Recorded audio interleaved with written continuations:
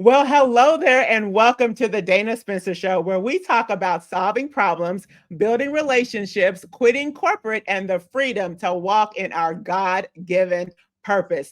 How are we feeling today? I hope you are feeling amazing. You've got the activity of your limbs. This is the day that the Lord hath made. Let us rejoice and be glad in it. And I am super glad today because I have with me an amazing guest. And I'm super excited to jump into this conversation. So, everyone, give a warm, amazing welcome to Miss Michelle Reed. Woo! Michelle, welcome to the Dana Spencer Show. How are we feeling today, Michelle? Oh, blessed and highly favored. Thank you for having me. I'm glad we were able to make this connection. So I feel blessed to be here. Thank you. Awesome. Well, I realize you are a busy lady, so I am not going to belabor the point. We'll just jump right on in. So, Michelle, tell me, as a little girl, what did you want to be when you grew up? Well, early, as a little girl saying 5, 6 years old, I wanted to be the best athlete in the world. Um, just kind of just gravitating to sports, growing up with older brothers and them being athletic, mom being athletic. It was in my blood, you know what I mean, and it was something that brought me excitement. It brought out my youthfulness, and it was my passion. Like it started early, so for me it was like anything that included sports, no matter what the sport was. Yeah, that's what I wanted to do. Without a doubt. So, when you were younger, were you of the mindset of a lot of parents, there's two different routes. There is just stick with one sport and just do that. Or there is my son is in baseball, he's in basketball, he's in football. Which one do you tend to lean towards? Early it was basketball and baseball, and well, let me say softball, because in my community it was everything. Like whatever the boys did or the girls did or whatever we did in school, I just naturally was gifted at it. Like it could be something simple as throwing a handball off of our apartment buildings and seeing who could throw it the highest, who can reach the roof, and who can hit it so hard that it goes over everybody's head, to a simple game of kickball. Because before softball, it was kickball. Before basketball, it was playing catch. You know what I mean? So it was the simple things. Kickball led to another sport, then another sport, and then it was relay racing, and then it was, relay race came from playing tag. The simple games that just kept us outside all day, to jumping rope. Then it became how fast and how long can you jump? You know what I mean? From regular turning um to double dutch. You know what I mean? So it was a lot of different things. Like my childhood was so active. It was nothing we didn't do in our community and nothing I didn't explore. And the good part about it is no one ever told me that I couldn't try. Mm.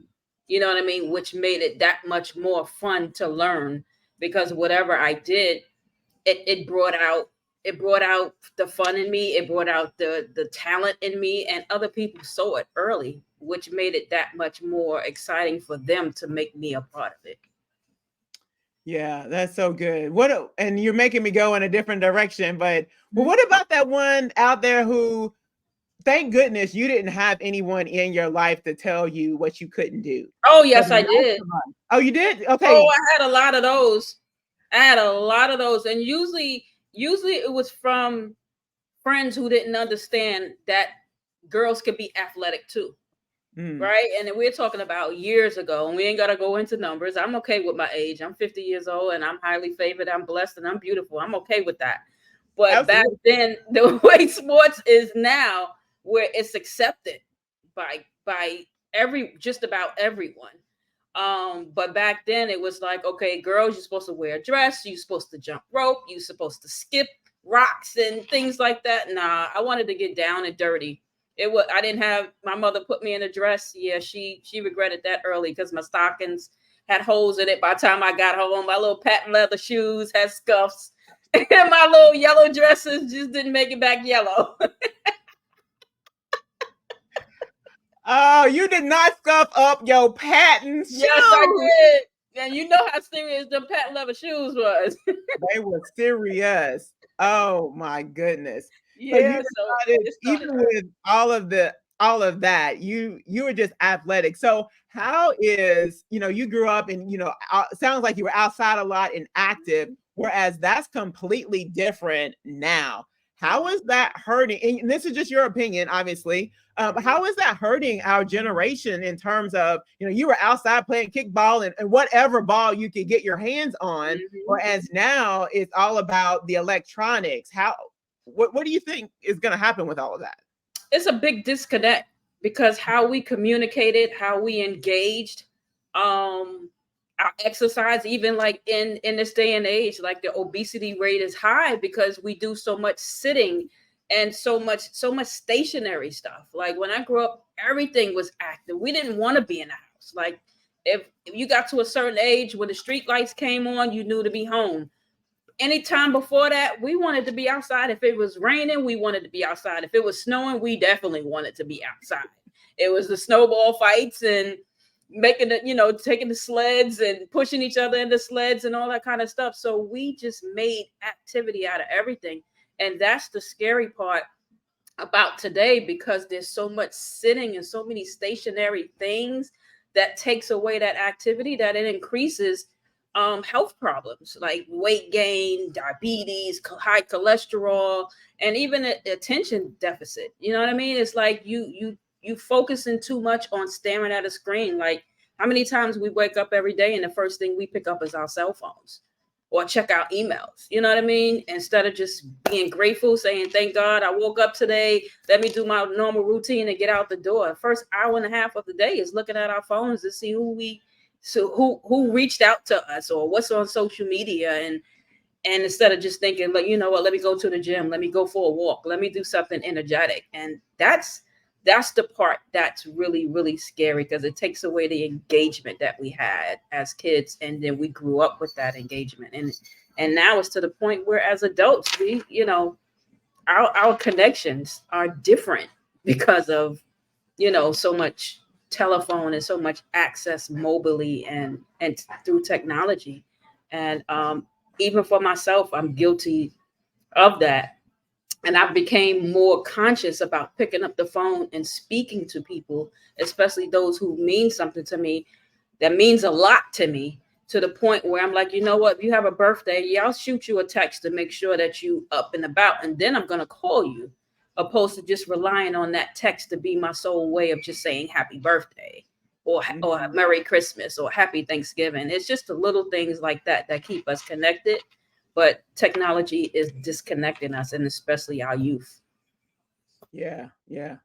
So we'll get back to so what did growing up look like? So you were always out playing. So middle school, high school, what did that look like for you since you were so athletic? Middle school, high school, same thing. Middle school, I played in every sport. I actually made the Guinness Book of Records in junior high school, being the only girl to play every sport in the school that the school offered and maintained a average in school. That's how athletic I was. My gym teacher, Miss Cobb, she was like, "Man, you just something else. I have to record this." And she actually surprised me with the book. And my mother actually has the book. I have to find it. My mother like keeps everything, but in that book, it has me highlighted as that student, and that just showed like it, where I was going from there. I don't care what the school offered, from elementary to junior high school. I played it, and then in high school, because of our schedule was so intense with basketball, that's where the level of traveling and more practices and high more strategic or stringent class loads. You had to spend more time studying, of course.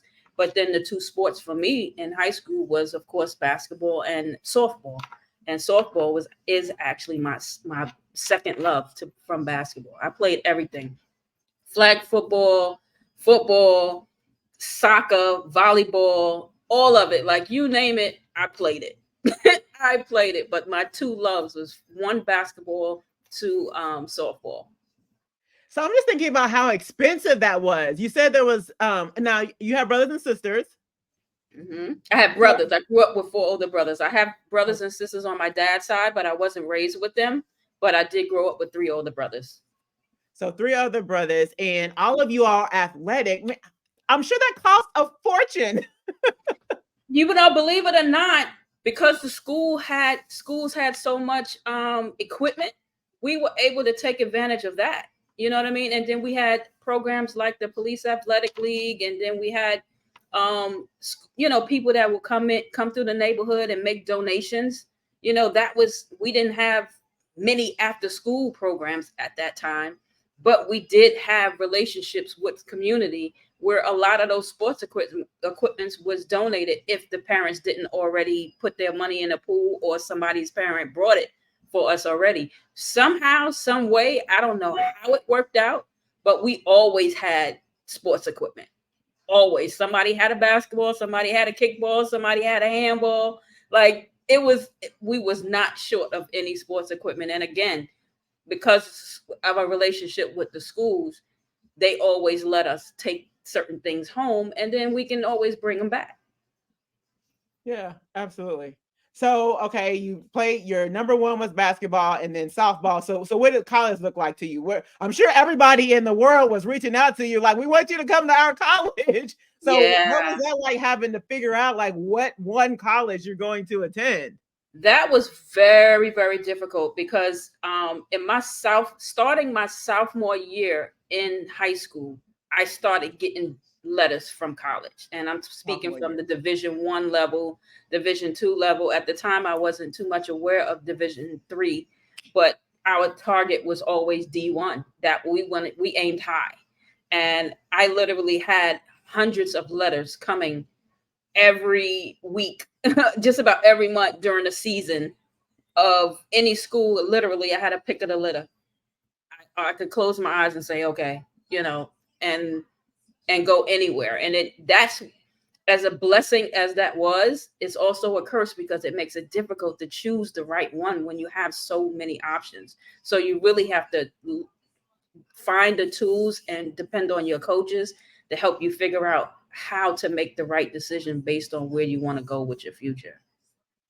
Well, and all these people coming at you at once, and we all know the big thing is the word trust. Yeah. And at this point, I'm sure people are just saying whatever they think you want to hear. How are you able to narrow it down and say, okay, I trust this coach and I'm just going with that? Was it the program? How did you like really narrow it down to this is the one? Like for me, the trust actually came through a blessing because the high school that I wound up going to, August Martin High School, I was practicing with the girls team while I was in junior high school. So I was in junior high school, all girl on the all only girl on the all boys team in junior high school, the 3 years of my junior high school. And in my second year of junior high, I started practicing with August Martin High School girls and their college players as well that used to come back during their off seasons or during their college breaks and practice with us as well. So while in junior high school, I'm getting the high school experience and I'm getting the college experience players. So I'm developing very early, and that's transitioning to my skills on the all boys team in junior high school. So I knew in seventh grade that I was going, what high school I was going to. And I had a coach in Joel Asher, who was the best high school coach in New York City. He used to come and pick me up, drop me off. He did it for any players that needed a ride on the team, or any players that he was training and grooming to get to the next level. He had a station wagon, and I'm telling you, we would be 10, 12 deep in his station wagon, going home, dropping us off like consistently every practice, every Friday, every Saturday and Sunday. Until I graduated out of junior high school, he would come pick me up. And then when I got into high school, it continued. So yeah, I knew that part. I knew early that was easy. Picking a high school was very easy. Well, and how, I'm thinking about, you didn't just stay at the level that you were at. I'm in high school, so I'm playing high school. I'm in junior high, I'm playing junior high. You're in junior high and you're seeing already people at the college level. How did that help to improve your skills and your game? Tremendously. It not only was playing with boys, because I was playing with boys and men in my community. Like I always played up.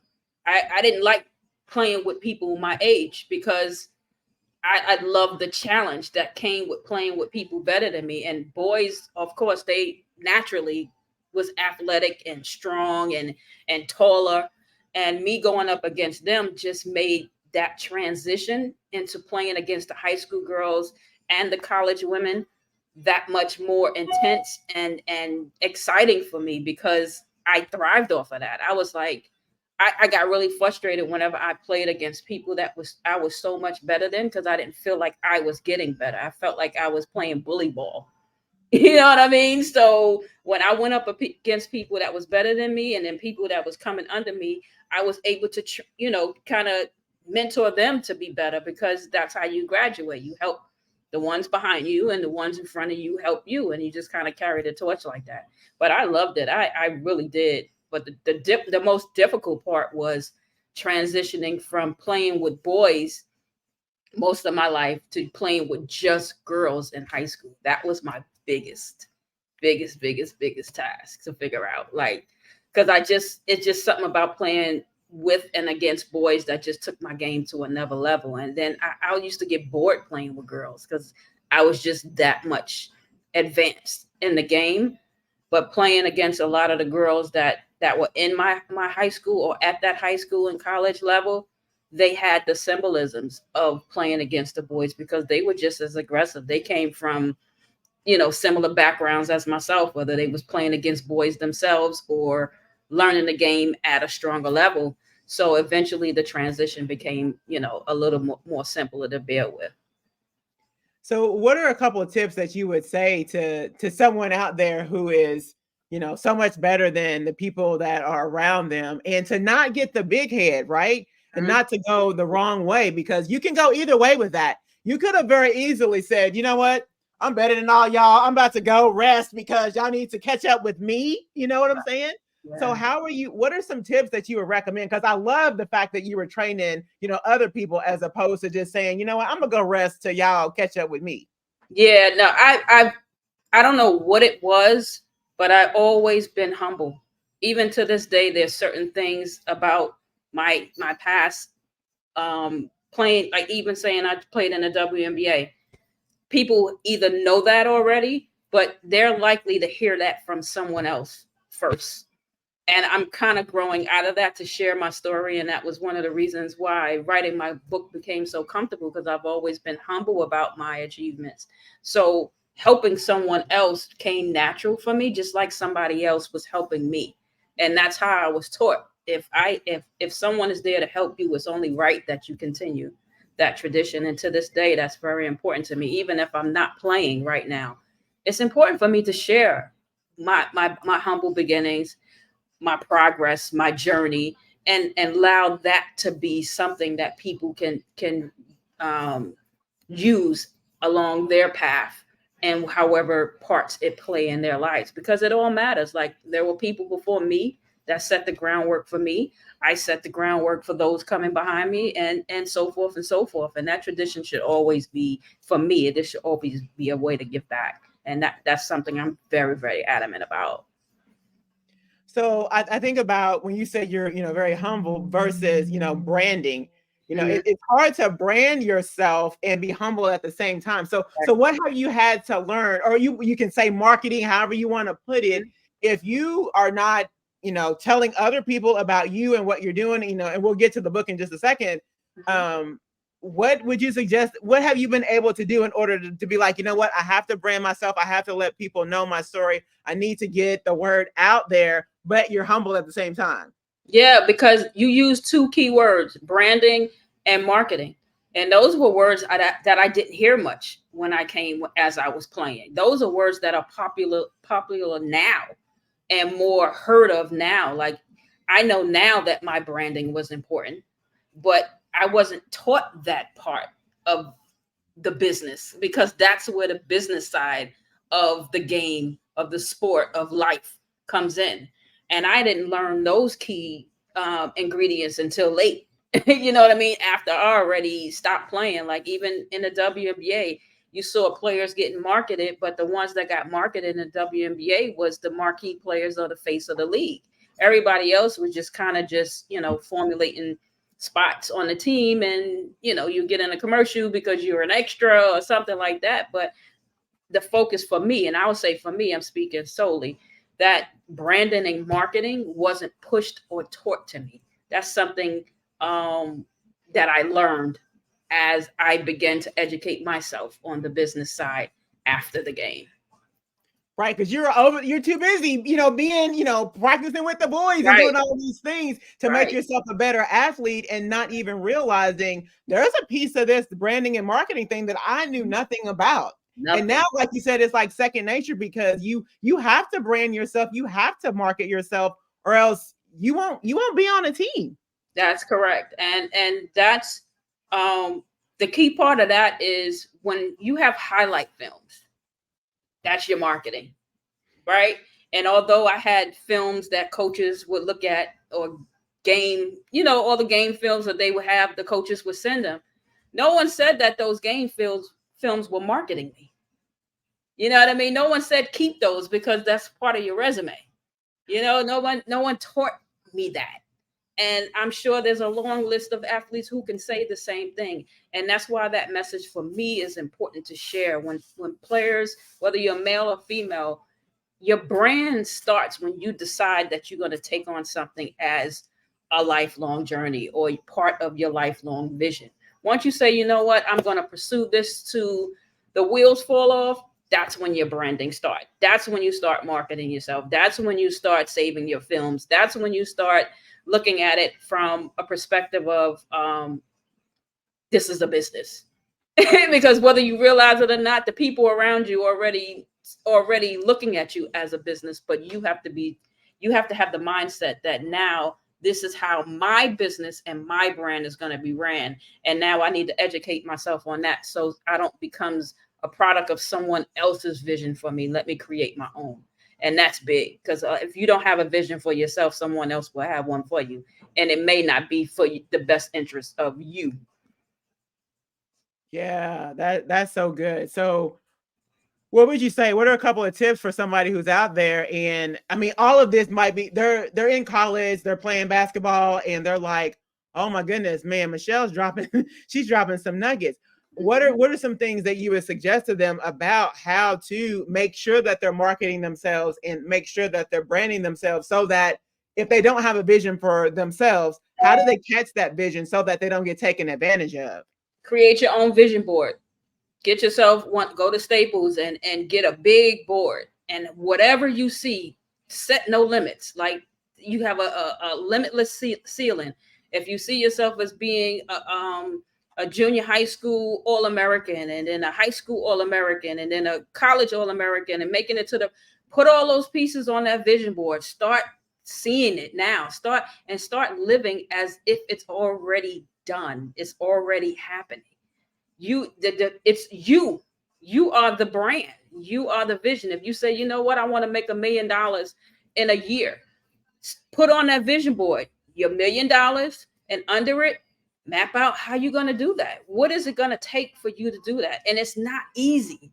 It's not easy because you literally, once you put it down, you have to commit yourself to the thinking, and you have to erase the stinking thinking, because when them days where you have bad games, you want to quit, and there will be many of those where you have to, and you want to throw that vision board in the back of your couch or in the back of your closet. You have to remember to keep going. Whatever you do, keep going. Don't quit. Like when it get hard, that's when you have to kick it in overdrive and go even harder. So paint a vision for yourself. Know what you want to do, even if you don't have it figured out. Junior high school is not too soon to start figuring out your life plan. That's when you really start locking it down. Don't just grow up and say, "Oh, I want to be like this one. I want to be like that one." Don't be like Michelle Reed. Be better than me. But it's okay to look at my blueprint to see what worked for me and what didn't. Because although that's my steps, it doesn't necessarily mean they're going to be yours. But there will be nuggets in there that you can learn from, make them your own, and then take it as you will. Yeah. Oh man, that is so good. That is so good. So good information in terms of the ladies that are out there who, and when you talked about when it gets hard, because that's the thing that we don't like. Right. That's the uncomfortable. That Nobody wants it to get hard. Everybody wants to score, a triple double, and nobody wants to have a day where, the shots just aren't falling. So what are some things that you had to do when it got hard so that you can encourage those other ladies out there so that they realize, what, it's going to, admitting the fact that it's going to get hard probably is the first step, but Right. understanding that it is going to get hard, what are some things that you can actually put into place so that when it does get hard, that you won't quit? That's the first thing, is you got to have the don't quit mindset. You got to surround yourself with people that's going to keep it real with you, and those people who are going to keep pushing you. And again, my track record, if you read my book, What Happens After the Game, a memoir, you'll read in there. I quit a lot of times. I quit on myself. I quit on my teammate. I quit on my coaches. And that was only because I was going through some mental things that I didn't have the tools to work through. Right. So I had traumas that happened early for me that no one recognized and helped me heal through, and they turned into a teenager that didn't heal. It turned into an adult that didn't heal, and then I wound up making decisions that were harder on me than it needed to be, just if it took me being in the right mindset to say, you know what, I need help. This is where I'm about to quit on myself. I'm about to give up. Who do I turn to? Having people around you that you absolutely trust. And it's not, sometimes those people aren't family. They're perfect strangers. And a lot of times that's exactly who it will be. It will be a perfect stranger that will help you see things that other people that's always around you don't or won't. And they'll be honest with you. Like, you don't want to keep yes people around you. Yeah, you can do that. Yes, you can do that. Yes, that's okay. Yes, that's all. No, because sometimes you got to tell me no, because I'm doing it wrong, or I'm heading down the wrong path, or I'm not looking at it in the way that I should. So you got to have people around you that's going to be brutally honest with you and keep you focused, because it's sometimes hard. It's very hard to get focused when you have a lot of people in your ear, especially when you're a good athlete and a great athlete.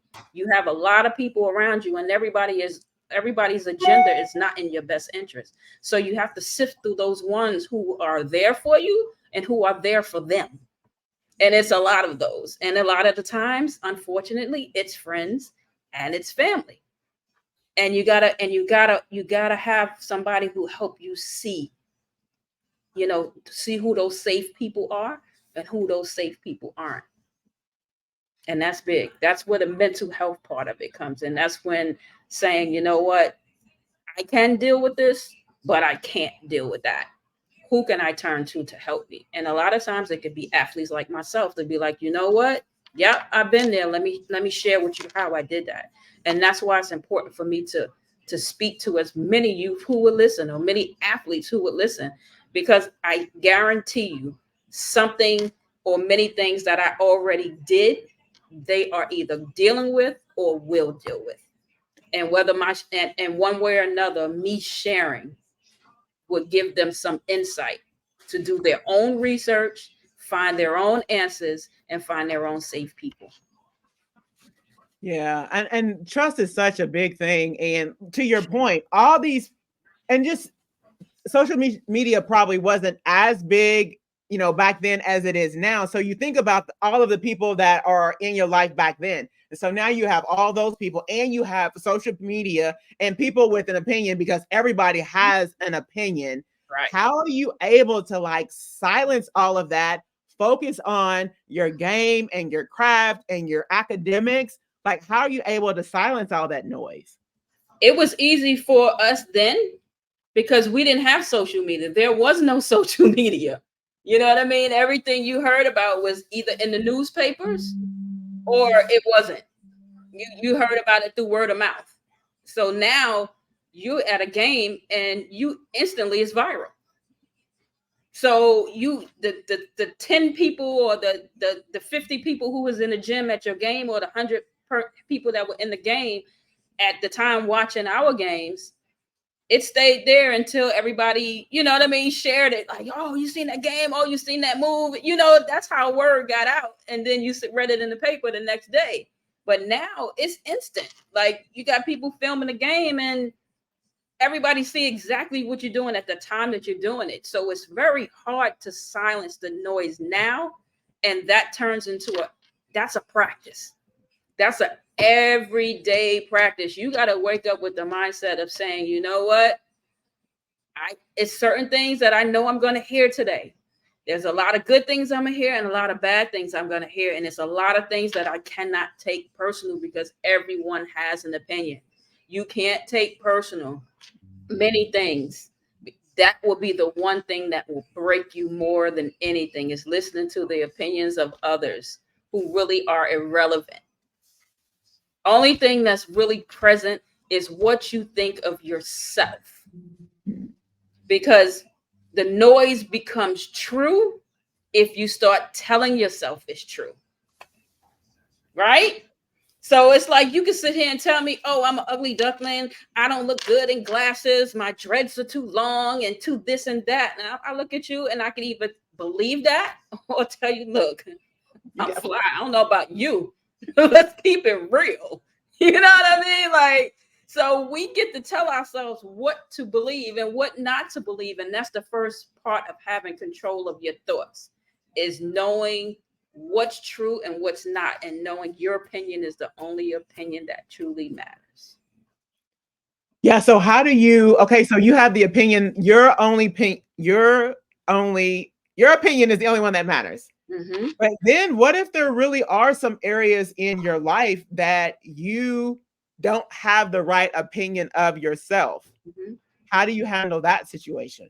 And that's where you start speaking to people. That's where you have your trust, safe people around you. Be like, look, this is what I'm feeling about myself. Today, I went into the game. I only scored 5 points. I'm averaging 15, 20 points a game. I feel like a loser. I feel like I let my team down. I feel like I'm not going to be a great player. I'm not going to make it to the next level. That's when the people around you have to be people that really have your best interest at heart. Because there will be those moments where we are our worst critics. And we can't talk ourselves out of things. We can sit. I mean, I used to be so good at talking myself out of good things. Like sitting there making myself believe the worst before I believe the best. Like, and then that's the biggest thing. When you wake up, your affirmation should be, today I'm going to have a great day. Today I'm going to go in and be a better leader than I was yesterday. I'm going to leave tomorrow and today is going to be a better start. I'm going to do things a new way. I'm going to believe in myself. I'm going to believe in the people around me. I'm going to believe in my teammates. I'm going to believe in my coaches. I'm going to believe that my trainers are going to make sure that my body is ready for me to compete at the level I need to compete at. And I believe that the school that I'm going to have my best interests at heart. So when I step on that court, they're making sure that I have everything I need to be successful before, during, and after performance. And the same thing goes for teachers and your instructors. You're making sure that you have the right people around you that's making sure that you are building knowledge, and don't just depend on them for that knowledge. Do your own research, read your own books, go beyond the curriculum, go beyond the syllabus, because 9 times out of 10, survival of life is not in the syllabus that's being handed to you in schools. You're not going to find how to deal with life until you start doing your own research and start dealing with people that's really dealing with life. How many students have going to school and being taught about financial literacy in school today? Right. Like paying a mortgage or paying rent, having a credit card, using your social security number, knowing how to fill out a job application. Even thinking beyond a job, knowing that I could be an entrepreneur at junior high school level in this day and age. Like, you got to get on a computer and work a phone. You can build a business. Why am I being told that I can only go to school to be an employee when I'm smart enough to be a business owner? My brand. I'm the brand. And our kids need to be told that. Our adults need to be told that. And we all need to share that within what we opened this conversation with, within a network. And our network is surrounded by those, like they say, your network is your net worth. Right? You know what I mean? So If you hanging around 4 broke people, you're going to be the 5th. If you hanging around 4 millionaires or multimillionaires, then you're going to be the 5th. Right? So that's just, and again, I learned all of these things through trial and error. Why did I come out of graduate through come out of college having to file bankruptcy?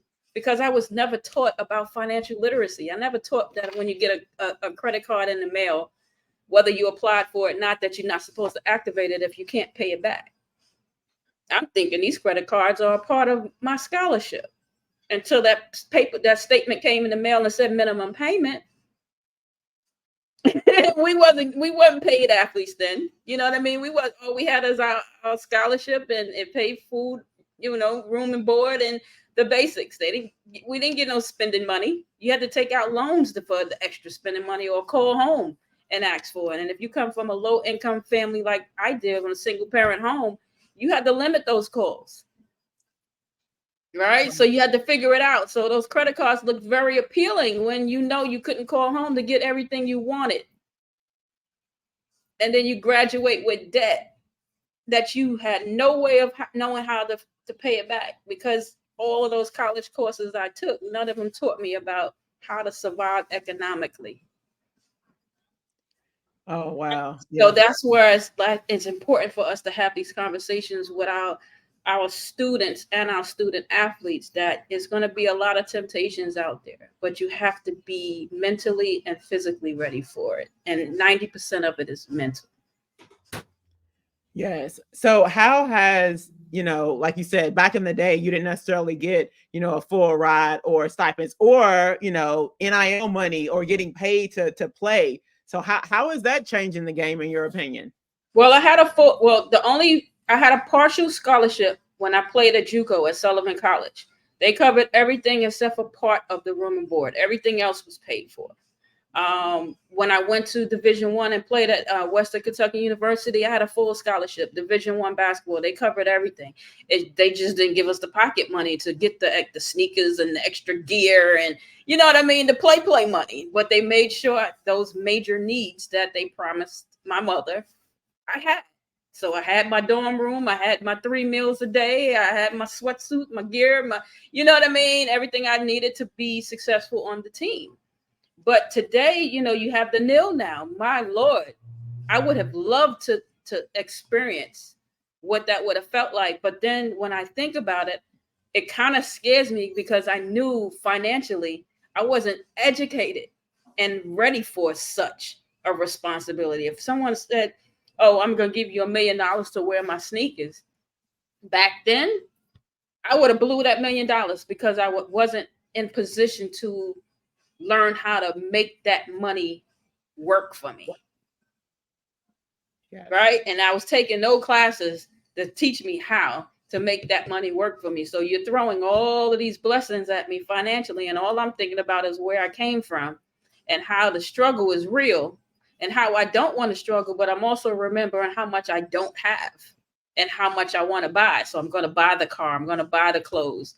You know what I mean? I'm going to spend it, and next thing you know, year going by, and $1 million is now $1 in the bank with no interest. So these are conversations that's real, and they need to be had now for these young people. Have them now from elementary, 6th grade, they understand. 7th grade and on, they understand. Have these conversations now. If I give you $100, how do you make that $100 work for you? Are you going to open an account?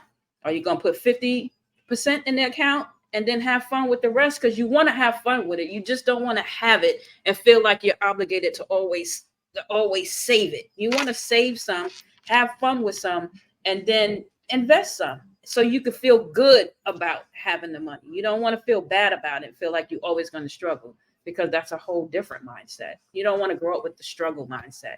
And that's what I grew up with. I grew up with the mentality, money's not made on trees, and you think money just comes out of nowhere. You know what I mean? And believe it or not, those thoughts are toxic, because it makes you have a negative relationship with money. It makes you fear money more than it does making you attract it. So you have to have a positive relationship with money. And these are conversations that we must have. I can't say that enough. You got to have it early.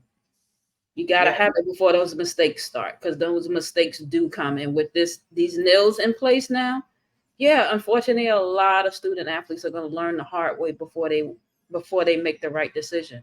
And we need to put things in place to make sure that they don't, or at least limit it. Right. That makes me, there's a couple of organizations that I'm a part of as far as financial literacy and student athletes. So that just goes to show you that it's needed even more and more to make sure that we can help them to not go down that wrong path if it can be prevented with education. So you got the D1 school, and then now you're about to go to professional basketball. Like, what's that like? Because I know I have a lot of viewers in Instagram and all that, lady basketball players. So you're about to graduate. Like, what do you need to do in order to make it to the WNBA? Now, actually, my road to the WNBA wasn't like it is now with the tradition where you come out of school, you go into the draft, and then, blah, blah, blah. No, for me, my senior year of college, I went through a mental breakdown, which I didn't know was a mental breakdown. And that's why I was talking about how I quit on my team. Here I was about to enter my breakthrough season and stepping up as a leader on the team. And mentally, I wasn't ready to face what was coming. Right? Because again, it goes back to the trauma I was dealing with that I had in junior high school, and it carried into college. And because I didn't deal with it then, when it poured out in a way that I couldn't control it. Usually I can play through it. Basketball was my outlet. I would get on the court, and whatever was bothering me off the court, I was able to just release the stress on the court. But it doesn't take away anything that is still there that needs attention. And I had some things, especially when it came to family support and lack thereof. I went majority of my career without my family in the stands.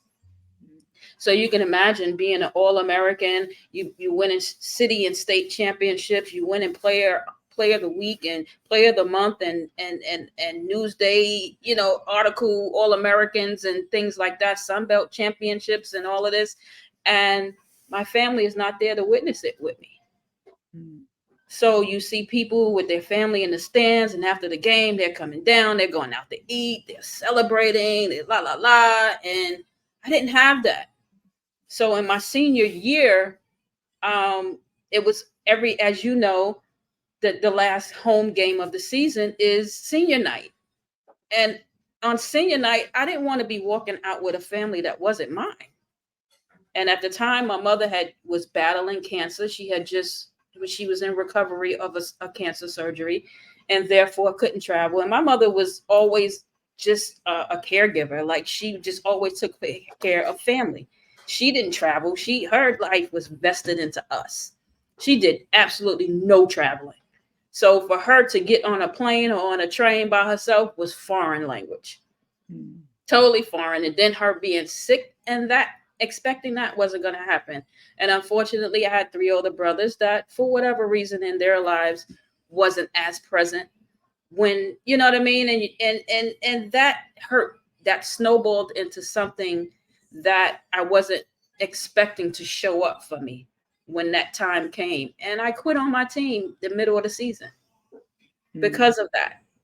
And for some, that may seem like something very simple, but when you constantly looking in the stands and you feel like your life is going in a direction you want it to go, but no one is celebrating you but strangers, that's a different kind of cut, because once you leave that environment, those strangers is going to stay in that environment. When I go home, I got to face the very people who I needed but didn't show up for me. And believe it or not, it's so common in athletics, but not enough people are talking about it. So when I speak about the journey, to answer your question, the journey to the WNBA for me required me to change my mindset and dig deep, because I knew, once again, that vision board, I knew that I wanted to make it to the league. I knew that was a goal of mine, and I put all of my time and energy into making sure that I did that. So that meant moving back to New York, the very place I thought I would never move back because of the pain that Was that I had to come back to, the disappointment that I had to come back to. Um, and I just invested my time into travel teams. I play on semi-pro teams. We traveled, we played. I mean, I woke up basketball. I wake up early, 8 o'clock in the morning. I wouldn't come back again till 1 o'clock, 1 a.m. in the morning, and that's just from either playing, working, playing, training, and going to games, and then starting it all over again the next day. That was my commitment. And because of a Queen Latifah tournament that we played in California at Venice Beach, right? Um, I was on a semi-pro team down there. We had an excellent performance, and just so happened that Rhonda Wyndham, who was the GM at that time, was at literally sitting behind our bench and watched the game and was a part of the event. And I wasn't home no more, maybe for no more than 48 hours, 42 or 3 days. And I get a call from my agent saying that, they want to invite me to come back to LA and join the Sparks. And that was prior to that. I got invited to the draft in Chicago with the WNBA and didn't, and was told by several coaches that they would pick me up and I would be in the draft, and I wasn't. So just happened to be at that tournament, and it changed my life. It gave me that opportunity. I didn't have a stellar career in the WNBA, but nonetheless, I achieved a goal that I set for myself. And whether I played 100 games or played 5 games, I did it. I yeah. didn't. I didn't quit, and I did it. And so how do you push through? Because you said, I'm sure that was a down point as well when the coaches said that they were going to pick you up and then they didn't. And so, and to your point, here's something that I just thought about as Mhm. far as your childhood is concerned and where it's showing up with me personally. So, with my father was an alcoholic, and sometimes he would say he was coming to get us, and me and my sister, we would be in the picture window like waiting on him to come and this, that, and the other. And then sometimes he would show up and sometimes he wouldn't. And then when he didn't show up, then I had aunties that are like, well, your daddy didn't show up again. And so to your point, that same now what it looks like is if somebody tells me they're going to do something and they don't do it, it's Yep. like mentally I go back to, oh, I've been here before. I know what this feels like. So how are you able to, separate? For me, I have to say, this isn't that. It's Mhm. okay. They, Mhm. they call this is not the same. Like you have to talk yourself off the ledge, if you will. What are some of the things that you're able to do? I experienced that exact thing as a child. I sat in my kitchen window for hours waiting for my father to come after promising me he was going to come, and he would never. And that started my abandonment issues. And I learned that in my adult years that when people disappointed me, that's where it stemmed from. And that's what I needed to heal from, because until I can heal from that, it will continue into when someone say they're going to do something like you said and they don't do it, and it's not be traumatic. Oh, this is the worst person, and you just get so angry and you just feel so abandoned and you just feel so, you know what I mean, it's just so much pent up anger, but it had nothing to do with them and everything to do with those moments. And when I started speaking to a therapist, and I wish people would stop putting negative views on a therapist, because it's one of the most healthier things that we can apply in our lives when we need to talk, and we don't know how much we need to talk until we start talking, Mm, right? Because a lot of times we just hold things in. I know for me, I used to just hold things in, and I used to just journal was the way of me getting it out, and playing basketball was the way of me getting it out physically, right?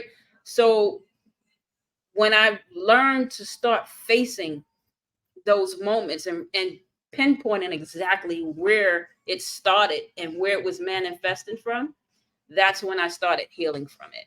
And believe it or not, that didn't start until my late 30s, early 40s. That process, because I got tired of being angry. I got tired of holding myself back. I got tired of not trusting people.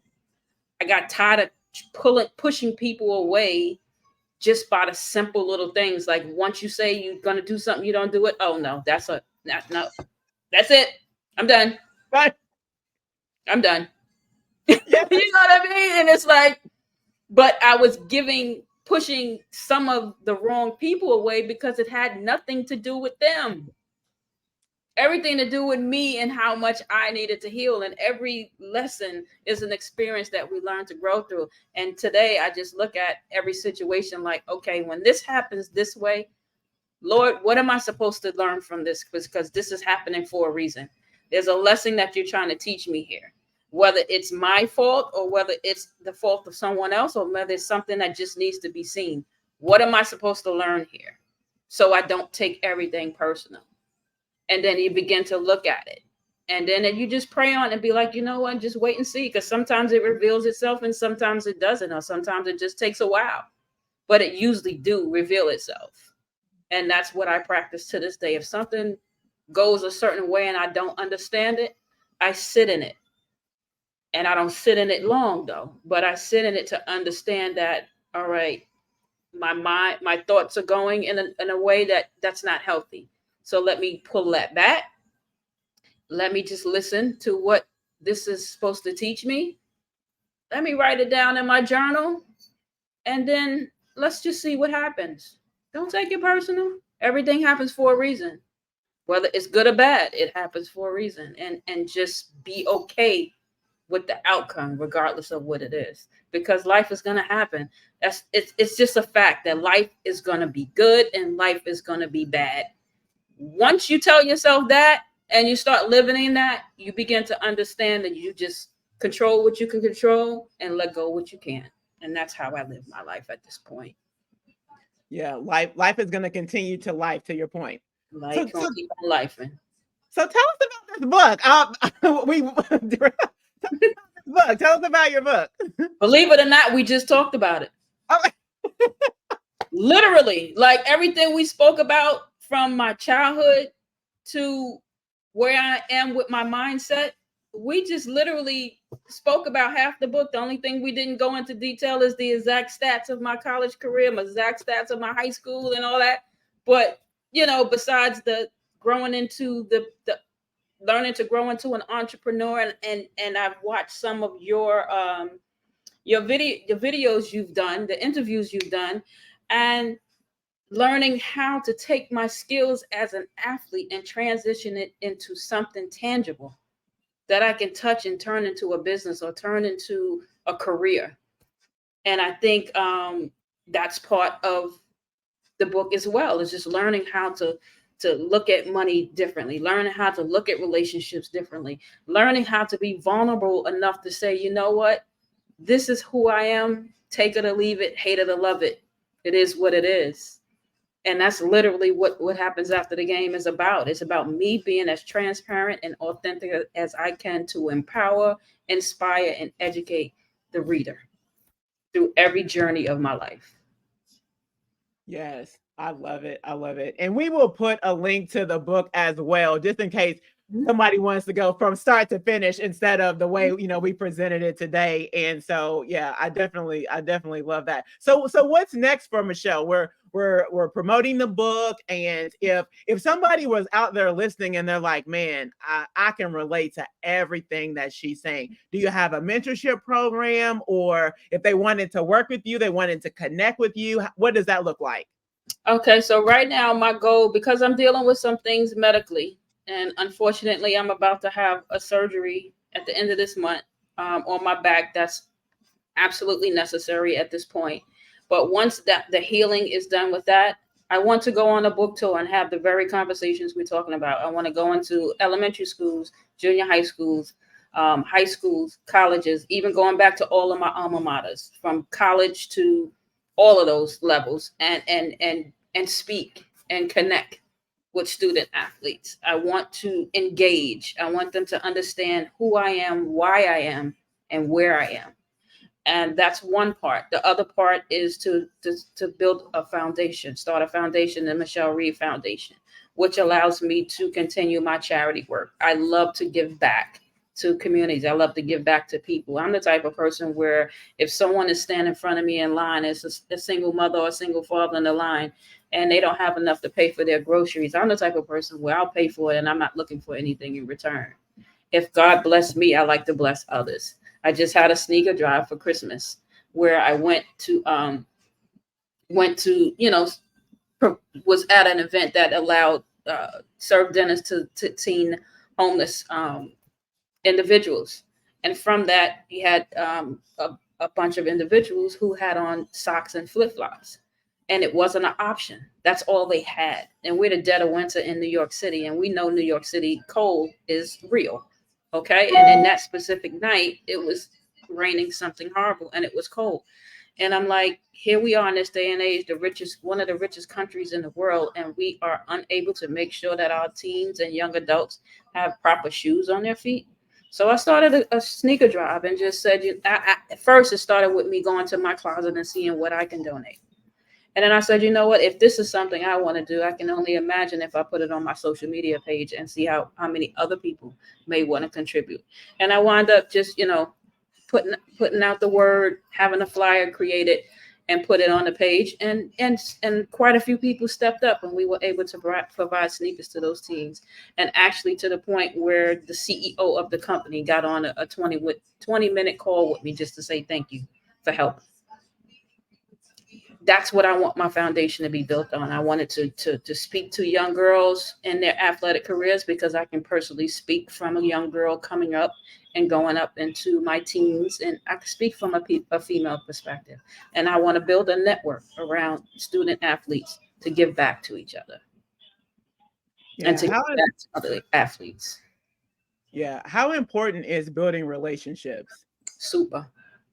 It's super important. And that's one of the things that I constantly pray on at getting better at, because out of so many people I met throughout my career, because I had that standoff, afraid barrier around me, I missed out on a lot of key relationships because of that fear of guardedness I had, because that abandonment issue that I had. So if that's something you can work through, and it is something that we all could work through, networking and building strong relationships is everything, because it's tied to everything that we do full circle. Just even with us being here right now, Gwen Doyle, my teammate from WKU, made the connection. Full circle. We keep in touch on Facebook, but we still reach out to one another. And she was kind enough to connect you and I because she thought it would be a great conversation. Again, relationships. You know what I mean? You don't always have to be in an arm's length of people to stay connected and help. And I think that's important, especially in the sports world, because there's always someone who knows someone that will know someone that can either help you, they can make you, or they can break you. That's just how it goes. Oh yeah, this has been so good. I could talk to you forever, but if we were going to put a bow on this conversation, what is it that you would want that young lady who's in junior high, that young lady who's in high school, who's in college, who's aspiring to go into the WNBA, what would you want her to know? One, don't quit on yourself. When times get hard, push yourself harder. Two, let your social media just post your dreams, not your dramas. Right? So instead of using social media to post fights and all of this negative stuff that's going around, network with people like you and I who can help you get to that next level. Follow the schools or the colleges that you want to attend and start seeing how they operate. Start seeing how their campus life is. Start seeing how their students interact. Start seeing what their educational programs are like. Use your platforms for that. Not stuff that's going to break your mind down, but build your mind up. When you go to speaking events, get emails for people that are doing what you want to do, and stay connected. Ask them questions like, okay, is it possible that when questions pop in my head, can I email you for a little? It's okay to do that. You have a lot of people out there who don't. So it's okay to ask that question, because it creates a safe space. Because when they say yeah and they see your email, they're going to answer, because they're going to remember that you asked. And the right people are going to appreciate that you asked. I know when kids ask me that, or players ask me that, absolutely. And here's my number. Call me if you need to. Hands down. And 2 and 3, I guess, I don't know if that's 3 or 4, wherever that number we at right now, but read books now that's going to help you build your life 4 or 5 years from now, to help you be where you want to be 4 or 5 years from now. So if you are a techie and you want to build your own computer system, hey, start reading up on Bill Gates and all them kind of things. You want to be an investor, start reading. You know what I mean? Like, you read up on the biggest investor in the world that owns real estate. I know you're a real estate person. I have a desire to build a real estate portfolio. And sometimes it's not, you don't have to, unfortunately, here in New York, there's a lot of scammers in that world. So I haven't found a comfortable network to help me build that the way I want to. But I have faith that the right people, right personal people will come, because I prayed on that. I want to invest. I want to own properties. And I want those properties to help other people. I don't just want to have it. I want it to house people who need it. Like, you have veterans, you have homeless, you have teens that's aging out of programs that need somewhere to live. You have low income families that just need a start. That's what the investment is for me. I want to live on purpose. And lastly, let your legacy be the biggest thing you leave behind well after you're here, you're gone. It's like everything we do now between our dash. We have our date of birth, we have our dash, and we have our expiration date. Your dash is the most important part of your life. What you do with it, it's all up to you. Yes, you couldn't have closed it no better than this. What's your dash going to look like? We all get one dash, and that's all we get. We just get the one dash. That's what it. are you gonna do? What are you gonna do with your dash? Thank you so much, Michelle. I just appreciate the conversation. I know somebody is going to be blessed just hearing both of our abandonment issue stories. Isn't that's just incredible how God just connects people. So thank you so much. I know this will not be our last conversation, but until next time, like, don't post your drama. Post your dreams. Post your dreams.